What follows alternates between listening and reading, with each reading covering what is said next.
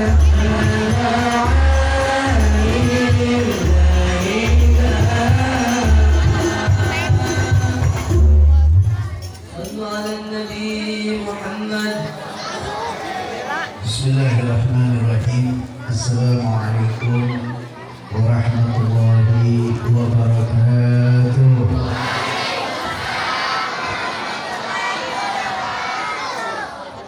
Alhamdulillah, alhamdulillahilladzi hadana bi abdihil mukhtar man da'ana ilaihi bil idni wa qad nadana labbaika ya man dallana wa hadana. Ashhadu an la ilaha illallah wahdahu la sharika lah wa ashhadu anna sayyidana wa nabiyyana wa maulana Muhammad abduhu wa rasuluhu la nabiyya ba'dah. Allahumma salli wa sallim wa barik wa karim wa azzim ala sayyidina wa habibina wa syafi'ina wa qurrati a'yunina wa nur qulubina sayyidina Muhammad sayyidina Muhammad sayyidina Muhammad nurika sari wa madadika jari wa jama'ana bih fi kulli atwari wa ala alihi wa sahbihi nur. Subhanaka la ilma lana illa ma 'allamtana innaka antal alimul hakim. Rabbi ishrah li sadri wa yassir li amri wahlul 'uqdatam min lisani yafqahu qawli. Amma ba'd. Fa hadratul mukarramin wal muhtaramin jami'il asatidh wal ulama al 'izzah wal aba wal ummahat asy-syurafa wa jami'il hadirin wal hadirat rahimakumullah, yang sama-sama kita muliakan, yang kita hormati segenap para orang tua, para sepuh, para asatidz dan asatidzah, wabil khusus kepada para asatidz Ustaz Ahmad Sadri, Bapak Ustaz Nakhraji, Ustaz Ra'uf, Ustaz Saifullah, dan juga keluarga besar daripada almarhum Bapak Haji Nawi, almarhum Bapak Haji Amil Abdul Hadi, almarhum Bapak Abdullah, keluarga besar almarhum Bapak Panjang dan sesepuh lainnya, dan Bapak RT RW kita, Bapak RW Suhaib, RT Sahroni, RT Budi, RT Mangzar, yang insya Allah semuanya senantiasa diberikan panjang umur, sehat wal afiyah, diberikan keberkahan dunia wal akhirah, dan semoga kita semua mendapatkan keberkahannya fi dini wa dunia wal akhirah, dan terutama pada panitia remaja daripada Masjid Al-Furqan, yang insya Allah senantiasa Allah berikan kepada mereka semua panjang umur, sehat wal afiyah, diberikan kekuatan istiqamah ya Allah Subhanahu wa taala, amin ya rabbal. Dan para hadirin wal hadirat yang hadir di tempat ini, mudah-mudahan kehadiran kita menjadikan sebab turunnya rahmat ya Allah Subhanahu wa taala, dan mudah-mudahan kita semua senantiasa dimuliakan oleh Allah Subhanahu wa taala. Tidak bangun di tempat ini melainkan dosa-dosa kita semua dihapuskan oleh Allah. Yang sedang sakit diberikan sehat wal afiyah, yang sedang dalam keadaan banyak urusannya, permasalahannya, mudah-mudahan Allah berikan jalan keluarnya di setiap kesulitannya, amin ya rabbal hadirin wal hadirat rahimakumullah. Alhamdulillah, malam hari ini kita semua dikumpulkan oleh Allah Subhanahu wa taala. Kita semua berkumpul tempat ini berzikir, berselawat kepada junjungan kita Nabi besar Muhammad sallallahu alaihi wasallam, sekaligus juga kita memperingati dari peristiwa yang luar biasa, peristiwa yang agung, yaitu peristiwa Isra wal Mi'raj Nabi besar Muhammad sallallahu alaihi wasallam. Jadi perkumpulan kita ini karena Nabi Muhammad. Acara kita ini menjadi istimewa karena acara ini menyangkut kepada diri Nabi Muhammad sallallahu alaihi wasallam. Kalau bukan berkaitan dengan Rasulullah, mungkin acara kita tidak sehebat ini. Mungkin acara kita tidak semulia ini. Mungkin acara kita tidak seistimewa ini. Karena ini berkaitan dengan Rasulullah, maka acara ini menjadi istimewa berkat Nabi besar Muhammad sallallahu alaihi wasallam. Bukan hanya acara ini, bahkan jalan ini, kampung ini menjadi istimewa, menjadi penuh dengan rahmat-Nya Allah berkat acara Nabi besar Muhammad sallallahu alaihi wasallam. Karena disinilah disebut nama Rasulullah, disinilah dimuliakannya nama Nabi Muhammad sallallahu alaihi wasallam, dan acara ini menyangkut dengan Nabi Muhammad sallallahu alaihi wasallam. Dan dibacakan tadi secara singkat daripada biografi Nabi besar Muhammad sallallahu alaihi wasallam, yang insyaallah kita harapkan yang hadir di tempat ini menjadi mulia berkat Nabi Muhammad. Yang hadir di tempat ini menjadi orang-orang yang senantiasa mendapatkan cucuran rahmat-Nya Allah Subhanahu wa taala, dan mudah-mudahan kelak kita mendapatkan syafaat dari Nabi besar Muhammad sallallahu alaihi wasallam. Hadirin wal hadirat yang Allah Subhanahu wa taala. Masya Allah. Subhanallah.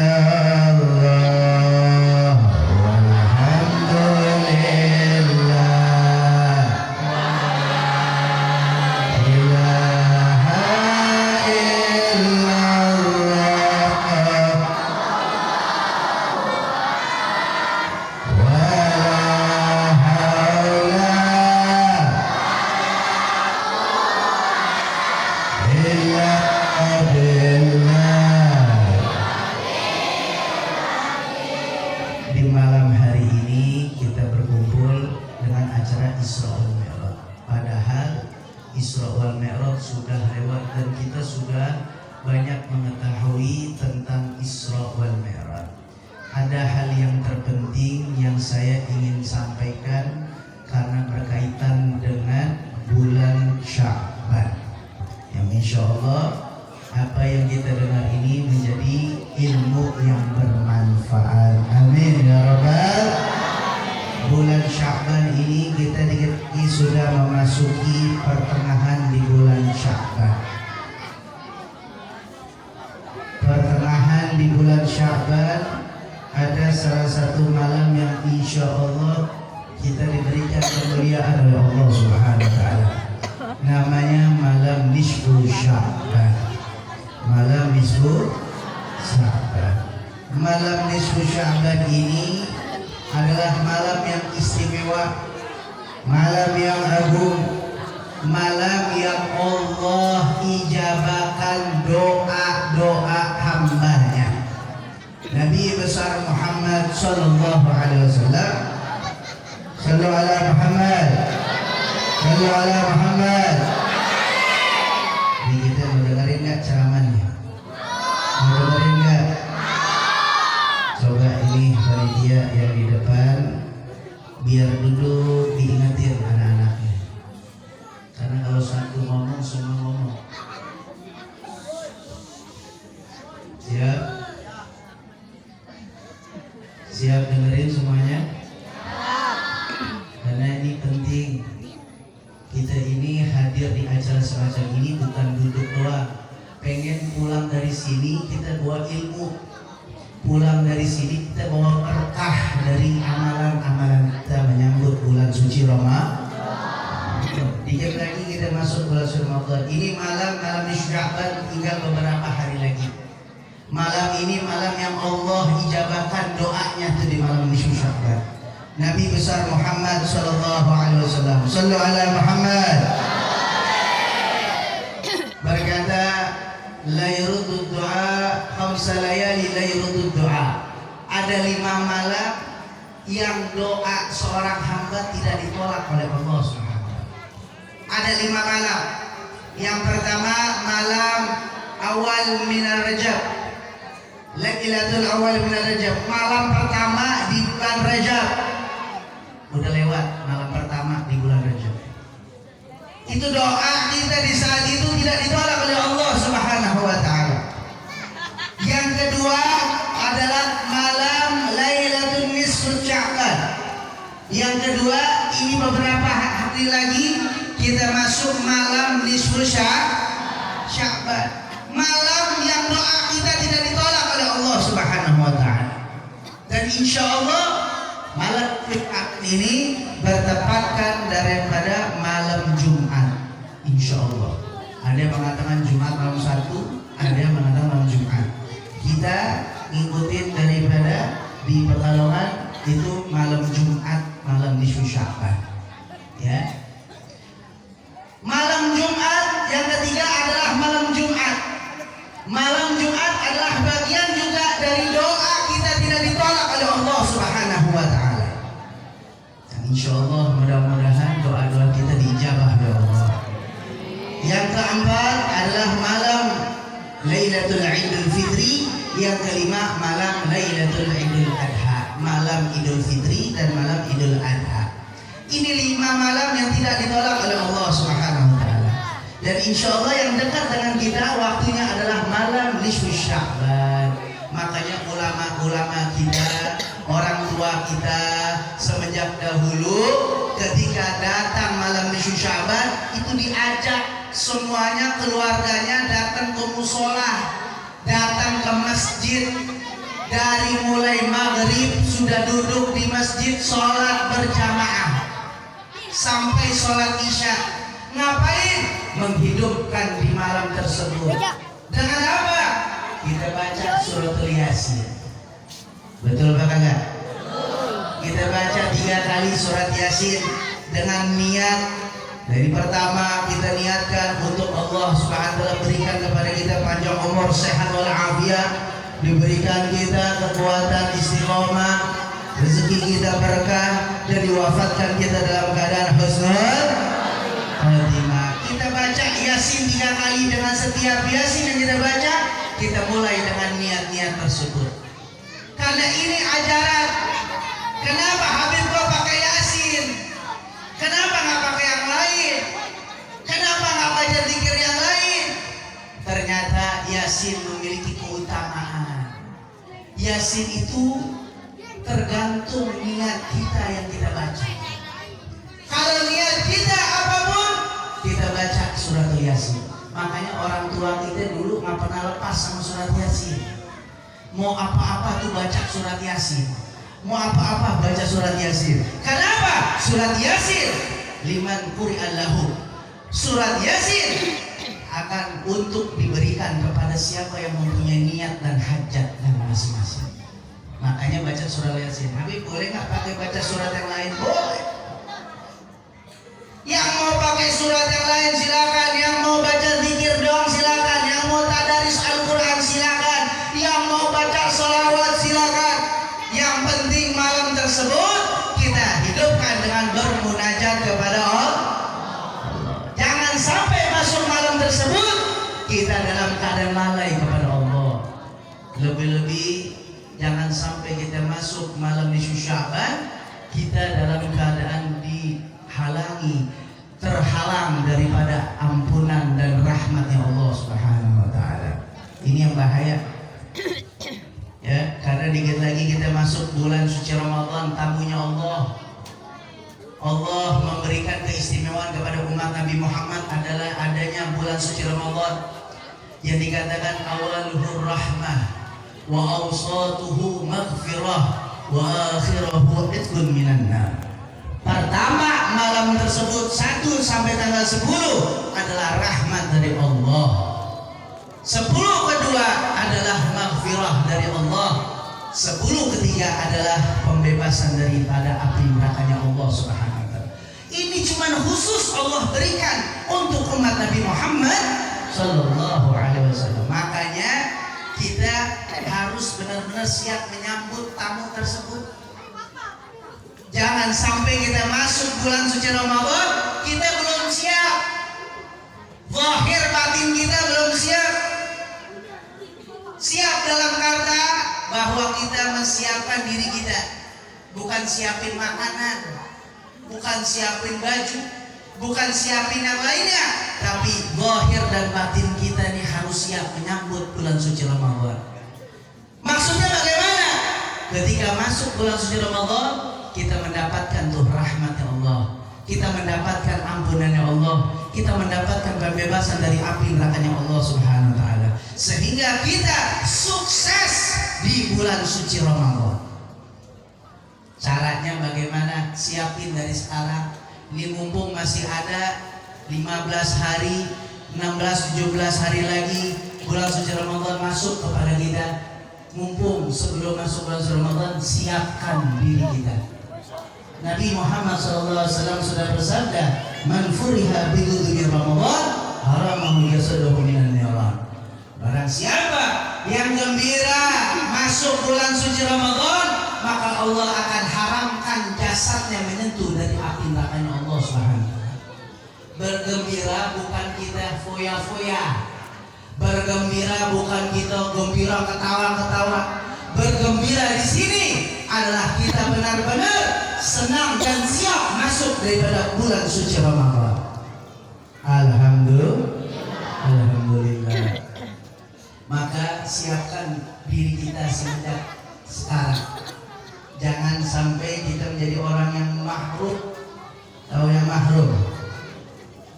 Bu. Tahu yang mahrum? Mahrum itu terhalang, terhijab, tidak dapat apa-apa.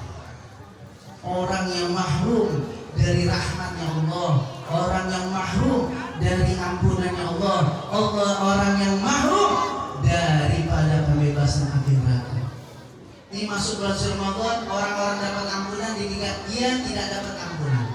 Masuk bulan suci Ramadan, dia dapat kemuliaan, kita tidak dapat apa-apa. Ini jangan sampai begitu. Makanya banyak kita tanyakan, kita selama ini beberapa kali masuk bulan suci Ramadan. Mungkin ada di antara kita yang masuk bulan suci Ramadan sampai 20 kali. Ada yang di antara kita masuk bulan suci Ramadan sampai 30 kali, 40 kali.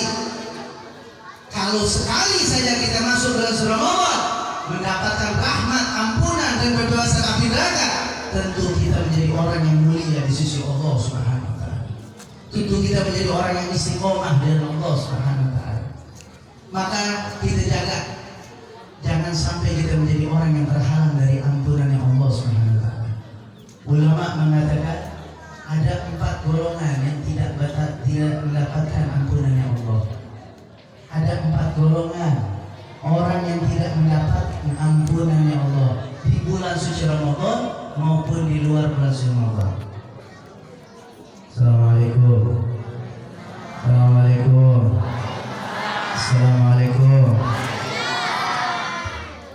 Ada 4 golongan orang yang tidak mendapatkan ampunannya Allah di bulan Ramadan maupun di luar daripada bulan suci Ramadan. Yang pertama, orang yang syirik kepada Allah, orang yang menyekutukan Allah. Dia tidak mendapatkan ampunan dari Allah, dia tidak akan mendapatkan rahmat dari Allah. Orang yang menyekutukan Allah, orang yang percaya selain daripada Allah, orang yang berharap selain daripada Allah, namanya syirik. Bukan mesti nyembah berhala, bukan. Tapi sekarang di zaman sekarang nggak ada berhala. Sekarang orang zaman sekarang percaya selain daripada Allah, percaya kepada mbah, percaya kepada dukun, percaya kepada orang-orang yang dikatakan orang pintar. Hati-hati. Orang-orang yang percaya mendapatkan kekuatan selain daripada Allah, mendapatkan keberuntungan selain daripada Allah, mendapatkan apa-apa selain daripada Allah. Hati-hati orang tersebut menjadi orang yang syirik kepada Allah Subhanahu wa taala. Na'udzubillah min. Maka buru-buru kita taubat kepada Allah Subhanahu wa taala. Ini yang pertama, syirik billah. Yang kedua, orang yang mahrum, orang yang terhalang dari rahmatnya Allah adalah orang al-aqul walidin, orang yang durhaka kepada orang tua. Durhaka kepada orang tua. Ini durhaka kepada orang tua, hati-hati. Zaman sekarang banyak anak-anak yang durhaka kepada orang tuanya, merasa dirinya paling hebat, paling pintar daripada orang tuanya. Hati-hati, jangan sampai kita dikatakan menjadi anak yang durhaka. Makanya Allah sampaikan dalam Al-Quranul Karim untuk kita berbuat baik kepada orang tua kita. Wala tusyriku bihi syai'an wa bil walidaini ihsana. Jangan kau menyekutukan Allah dan berbuat baiklah kepada kedua orang tua. Ketika kita berkata kepada orang tua, wala taqul lahumma uffin. Jangan kita mengatakan, berkata kepada orang tua kita kalimat uff. Wala tanharhuma. Jangan kita membentak orang tua kita. Kalimat uff aja sudah menjadi anak yang durhaka kepada orang tua. Kalau bahasa kita kalimat uff itu kalimat ah. Ketika disuruh sama orang tua kita, nak, tolong nak, pergi ke warung, ah. Nah, tolong nak, ogah. Aduh, hentar aja dah. Hati-hati, karena ada perintah Allah Subhanahu wa taala, wala taqul lahumma uff wala tanharhuma wa qul lahumma qawlan karima. Jangan kalian katakan uff kepada kedua orang tua kalian. Jangan kalian bentak orang tua kalian. Berkatalah kepada kedua orang tua kalian dengan kata kalimat yang menyenangkan, kalimat yang indah kepada orang tua. Makanya hati-hati kalau ada anak manggil nama orang tua pakai nama orang tua, itu menyebabkan terputusnya rezeki kita kepada Allah Subhanahu wa taala. Manggil orang tua kita dengan namanya, hati-hati. Berbahasalah kepada orang tua kita dengan bahasa yang baik. Ibu, bunda, bapak, ayah, dengan kalimat yang baik. Maka disitulah letak daripada berbaktinya kita kepada orang tua kita. Makanya kita bapak-bapak, ibu-ibu, kita berharap punya orang tua, kita berharap punya anak-anak yang soleh dan soleha. Betul nggak? Betul nggak? Bapak, ibu pengen nggak punya anak yang soleh dan soleha? Pengen nggak? Siapa yang pengen tuh? Pengen cemar. Bocah pengen punya anak aja.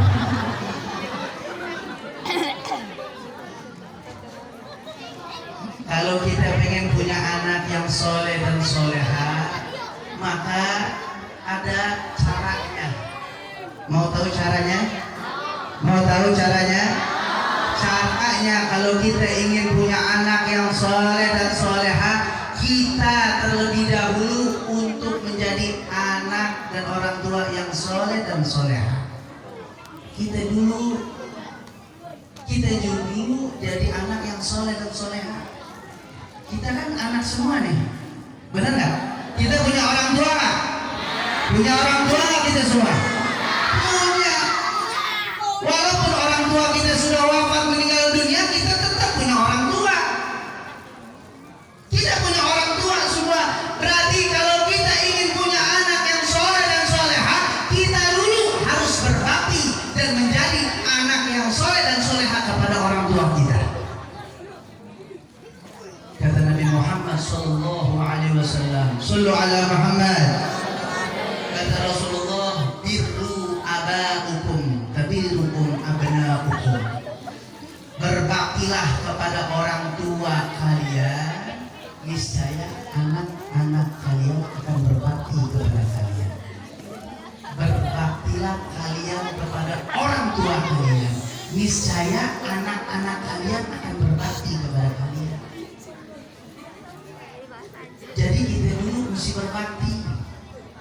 Kita dulu mesti jadi anak yang soleh atau yang soleha kepada orang tua kita, baru punya anak soleh dan soleha.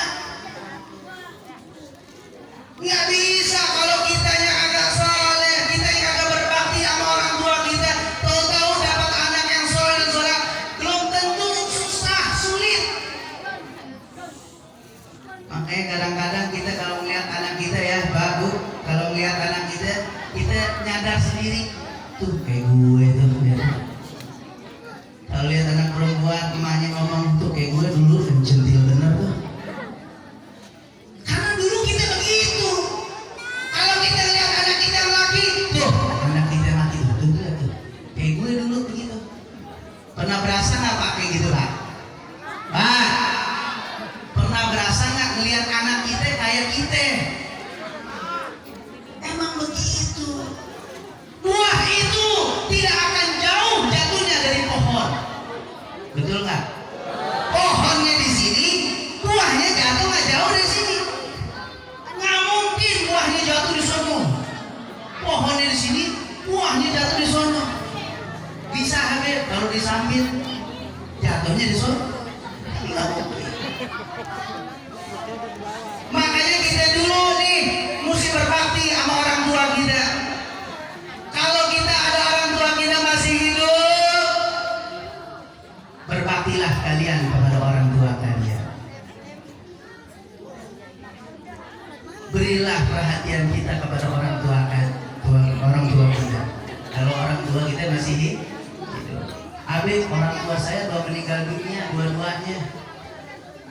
Habib orang tua saya sudah meninggal dunia dua-duanya. Emang bisa saya berbakti sama orang tua saya telah meninggal dunia? Bisa. Kita bisa berbakti sama orang tua kita yang telah wafat meninggal dunia. Walaupun orang tua kita telah meninggal dunia, Habib saya baru sadar, saya ini anak yang dulu bandel bener sama orang tua saya. Saya ini kalau sama orang tua selalu melawan. Sampai pernah orang tua saya menangis gara-gara ulah saya. Orang tua saya nangis terus-terusan gara-gara ulah saya. Sekarang saya pengen berbakti sama orang tua saya. Orang tua saya udah meninggal dua-duanya.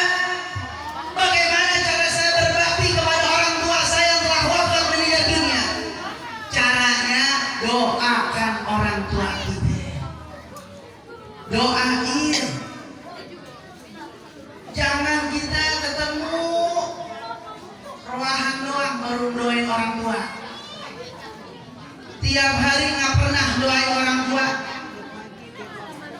Baru ke kuburan ziarahin orang tua kalau udah mau lebaran.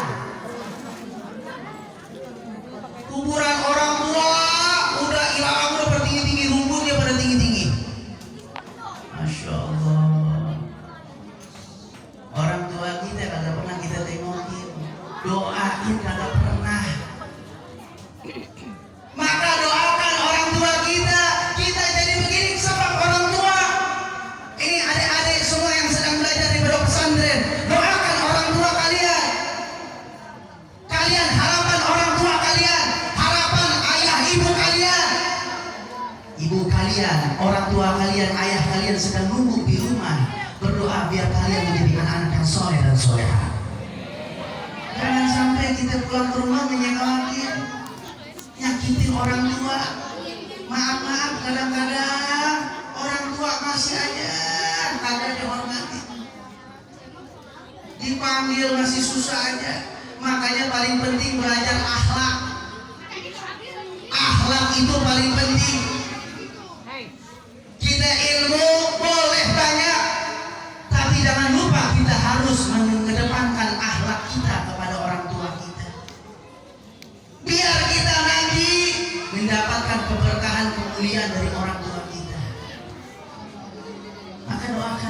tua kita, Bapak Ibu. Al-Imam Ghazali di dalam kitab Bidayatul Hidayah ngajarin kita cara ngedoain orang tua kalau kita dengar azan. Pernah dengar azan nggak? Dengar nggak? Toanya dikecilin atau digedein? Di sini toanya dikecilin atau digedein? Toanya dikecilin, digedein aja nggak pernah dengar. Toa digedein. Itu orang nanya, emang udah zuhur? Masih nanya udah zuhur? Toanya udah banyak aja masih orang nggak paham di zuhur apa asar. Nah ketika kita sudah mendengar azan, itu kan baca doa. Allahumma rabb hadhihi da'wati wa salatil ati sayyidina Muhammadil wasilata wal fadilah wa syarafa wa darajatal aliyatul rafi'ah wa ba'athul maqamam mahmud alladhi wa'adta innaka la tukhliful mi'ad. Doang lo apa? Habis selesai doa azan, jangan buru-buru ngusap muka. Ulama ngajarin kita untuk kita doakan orang tua kita. Baca Rabbi firli wali walidayya, Rabbi firli wali walidayya, Rabbi firli wali walidayya, Rabbi firli wali walidayya, Rabbi firli wali walidayya. 5 kali diulang, disambung warhamhuma kama rabbayani shaghira. Paham nggak? Paham nggak? Kalau kita selesai dengan azan